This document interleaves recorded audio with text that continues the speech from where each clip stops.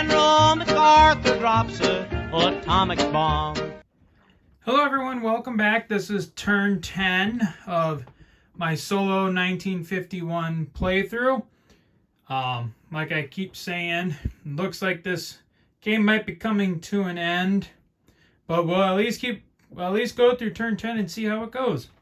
All right, starting off with purchases. Russia is once again doing, 3, 6, 11, 16 infantry and 3 tanks. While China is doing 2 destroyers, a jet. What is that? 3 infantry, 3 tank, a transport, and a mobile artillery. All right, so we'll be right back. We'll get going, start planning out the attacks, and we'll go from there. All right, so after looking over the board, just kind of thinking it out, there's not much in the way of attacks. This turn, the only attack is that the Russians are going to go into Kenya and take that away from NATO. Outside of that, then it's just non-combats. This force of mobile artillery is going to come back to Egypt. Nothing else in Russia is going to stay. Over here in the Pacific, these 3 tanks are going to come to they'll come to Burma, act as a quick reaction force there. Let's see here. Gonna leave that up there. I think if anything, we're going to pull back. We'll pull back 1 tank. We'll pull back 3 tanks from Kamchatka. And they'll come back and join the Russian tanks here in Amur. We'll kind of keep this force just sitting here, guard against this American force here, just in case if it gets any ideas. So that here, over here in China. The problem is we can only place troops where there are airfields.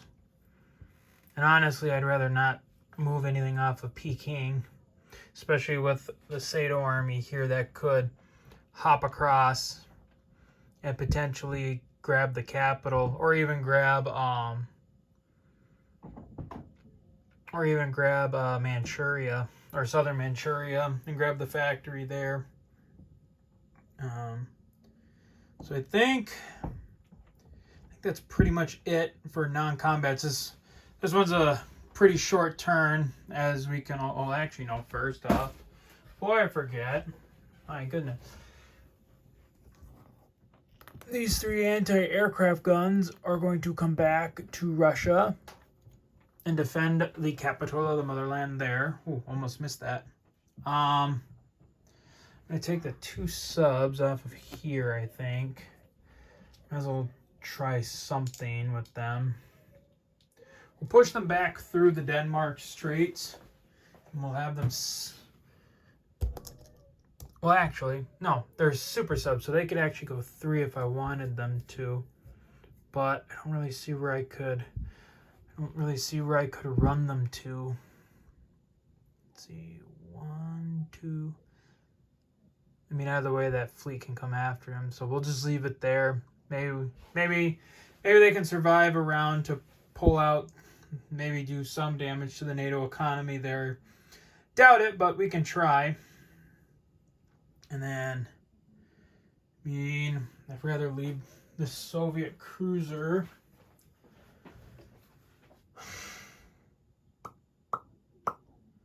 Try to think here. I think the Soviet cruiser, I might just leave him. Oh, and then the tanks from the German army up here are going to go 1, 2 and come down to Greece. Yeah, they'll come down to Greece. We'll leave the infantry to do what they can there. Maybe kill a couple NATO units before the end. Next, and then yeah, I think that's it for that. So now we'll deploy. So let's see here. We got, whoops, we're putting 3 more infantry in Egypt, 3 more infantry in, whoops, I'll consolidate this in a little bit. 3 more infantry in Turkey. Putting 5 more infantry in Stalingrad. Oops.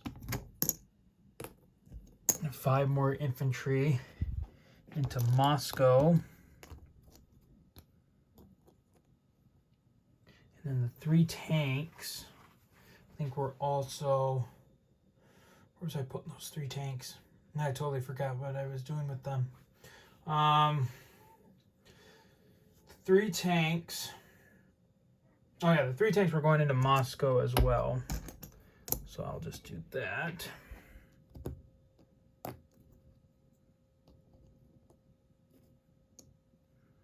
Alright, so that's the Russian deployments. The Chinese deployments.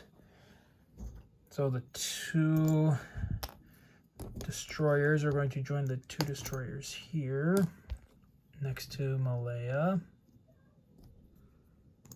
The jet is also going to deploy in Malaya for 3.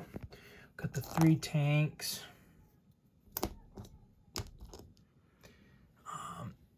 At Queechao. 3 infantry in India. Or no. Wait.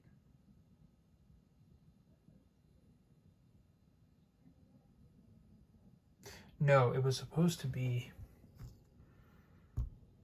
Oh no, the 3 infantry were being built up in Manchuria. This artillery was being put in Peking, and this transport was being built at India. Okay, so at the end of the turn, China gets 56 plus their war bonds roll of 1, so 57 for China, and then 59 for Russia. So pretty quick turn 10 for the communists. Normally at this point in the game, we do have a rule in the game that if you get to turn 10, China, the Chinese player or the Soviet player could technically enact the famous Sino-Soviet split and could declare war on one another. I toyed with the idea for a second just because Russia was in such a losing position. Russia's kind of in a losing position at this point. So maybe Russia or maybe China would go to war against the Soviets, start grabbing some of their IPC to fuel their military to at least try and make one more stand against, try and make a stand against the Americans and the SATO alliance that's coming after them. But I decided in the end not to do that. But so like I said, that's the end of turn 10. Like I keep saying, this is probably going to, the game's probably not going to last much longer.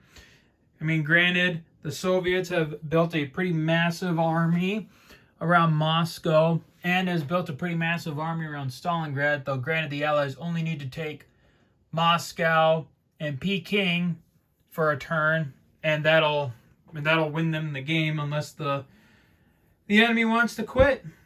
And I mean, maybe they will, or maybe this game will probably be over in 1 to 2 turns. So we'll just kind of have to wait and see. So that's it for the Communist turn 10. Until next time, guys, take care.